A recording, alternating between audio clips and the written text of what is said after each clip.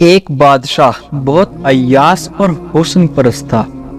उसका हरम खूबसूरत लड़कियों से भरा रहता था। जिस लड़की पर उसका दिल आ जाता वो उसी शाम उसके बिस्तर पर पहुंचा दी जाती थी। बादशाह का वजीर, जिसका नाम फिरोज था, वो बहुत ही समझदार और मुखलिस आदमी था। हर काम में बादशाह उसकी राय को अहमियत भी देता और हर मुहिम में उसको साथ शरीक रखता था। एक दिन महल में दावतें आम चल रही थी। सब वजीर और मुशीर अपनी बेगमात के साथ तशरीफ लाए थे। बादशाह की नजर वजीर की बीवी पर पड़ गई। इतनी हसीन औरत तो उसके हरम में भी नहीं थी जितनी हसीन उसके वजीर की बीवी थी। हस्बे मामूल बादशाह की राल टपक पड़ी, लेकिन मसला यह था कि इस बार सामने कोई आम औरत नहीं बल्कि उसके अजीज तरीन वजीर की बीवी थी। सारी रात वो सो नहीं सका और वजीर की बीवी के बारे में सोचता रहा। उसको कोई रास्ता नजर नहीं आ रहा था। आखिरकार उसके दिमाग ने एक मंसूबा बना लिया। सुबह हुई तो बादशाह ने वजीर को दरबार में तलब किया और उसको एक खत देकर कहा कि यह खत फला मुल्क के बादशाह तक पहुंचाना है, लेकिन यह खत तुम खुद लेकर जाओगे। इतने खुफिया खत के लिए तुम्हारे अलावा मैं किसी और पर भरोसा नहीं कर सकता। वजीर ने हमेशा की तरह बादशाह से कहा कि हुक्म की तामील होगी।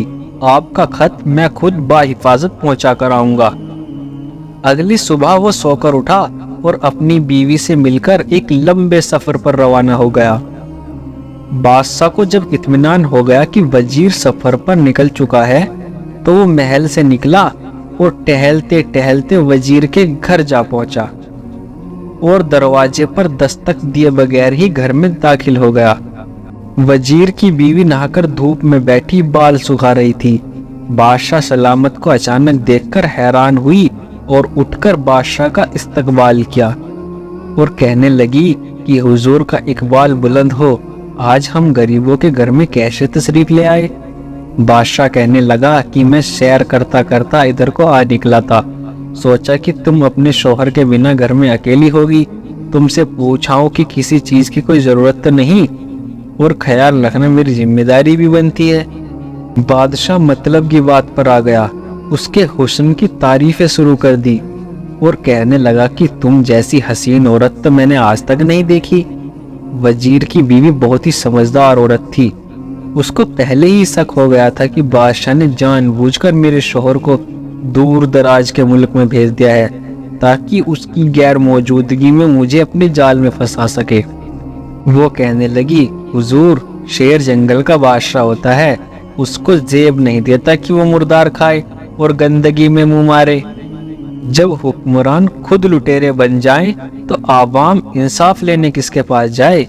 झूठे बर्तन में मुंह मारना बादशाह सलामत की शान के खिलाफ है। वजीर की बीवी के मुंह से ऐसी दानिशमंदाना बातें सुनकर बादशाह को अपनी हरकत पर शदीद अफसोस हुआ। वो उठा और बाहर निकल गया। दूसरी तरफ वजीर जब थोड़ा आगे गया तो उसको याद आया कि बादशाह का खत तो वो घर के तकिए के नीचे ही भूल आया है। उसने घोड़ा वापस मोड़ा और खत लेने अपने घर रवाना हुआ। अपने घर पहुंचा तो तकिए के नीचे से खत निकालते वक्त उसकी नजर पलंग के नीचे पड़ी बादशाह की चप्पल पर पड़ी, जो वह जल्दी में भूल गया था।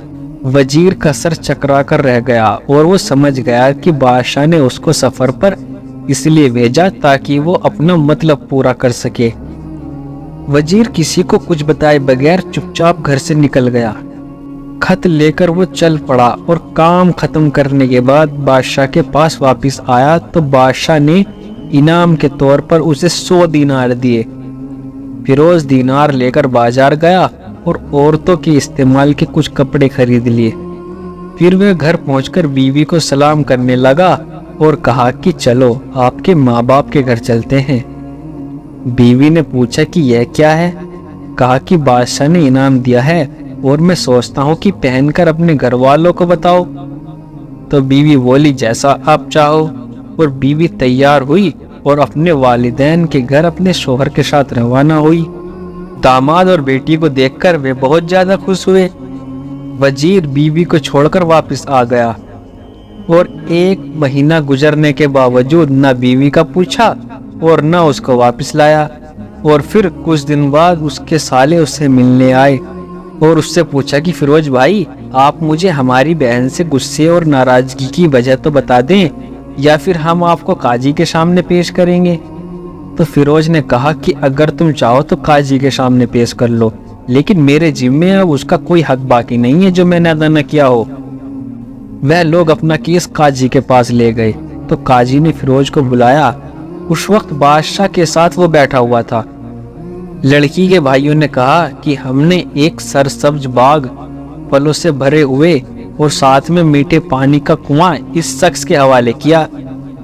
اس شخص نے ہمارا باغ اجاڑ دیا، سارے پھل کھا لیے، درخت کاٹ لیے اور کنویں کو خراب کر کے بند کر دیا۔ قاضی فیروز کی طرف متوجہ ہوا اور پوچھا، فیروز تم کیا کہتے ہو؟